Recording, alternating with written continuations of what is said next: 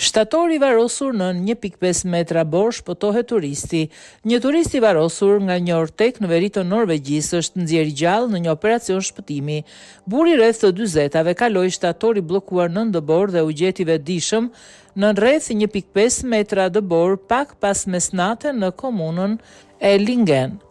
Christian Midtgaard ishte personi që gjeti burrin e shpëtuar. Ai tha se është shumë e habitshme që ai ishte ende gjallë. Ai shtoi se të gjitha statistikat dhe përvoja thonë se nuk është e mundur kur qëndron i varosur për kaq gjatë.